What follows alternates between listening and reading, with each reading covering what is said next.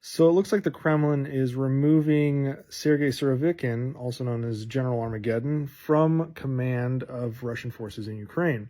And this comes only after 3 months of him being in the seat. Surovikin was supposed to be the general that was going to rescue Putin's failing war effort, but really his most notable achievement was stealing a raccoon as the Russian military retreated from Kherson.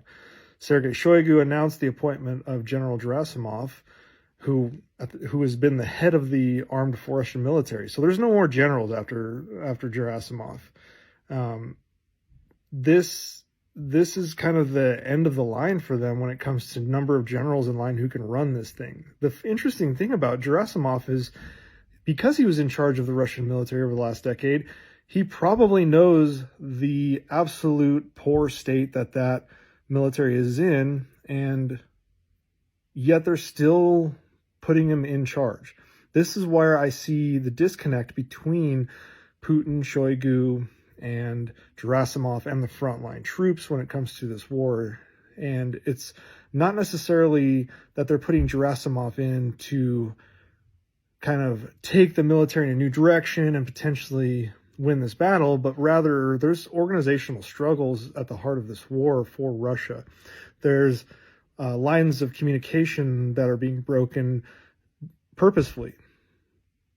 And the blame game is just rampant. I mean, how many generals have been in charge of this now? I think this is like number 6 or 5 or 6.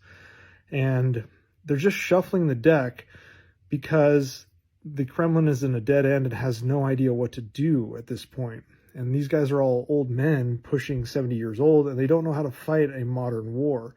So putting the guy who orchestrated the probably weakest state of the Russian military in charge of this war effort is not going to be much of a different outcome. In fact, it probably is going to be worse of an outcome.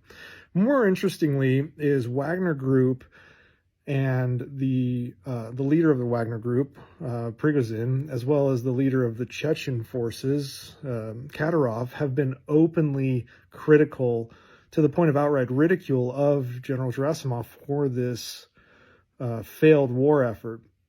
And if Putin is making this decision, he is now moving this internal strife where Prigozhin, Kadyrov, and Gerasimov all don't get along from the internal halls of the Kremlin, per se, to the front lines of the Ukrainian war. And that's going to play out poorly on troop morale, on planning, etc. There's going to be an absolute pissing contest between these three leaders, all of whom need each other in some form, although I think Kadyrov takes a backseat a little bit more so than the other two. But it's going to be a problem on the front line in leadership. And Putin just is too far removed, it seems, from this war to manage that level of internal infighting. So this is likely going to be a step back for Russia in terms of planning and executing this war. And we'll just kind of have to see where it goes. But one thing's for sure, you don't shuffle your generals this many times when you're winning and doing a good job, period.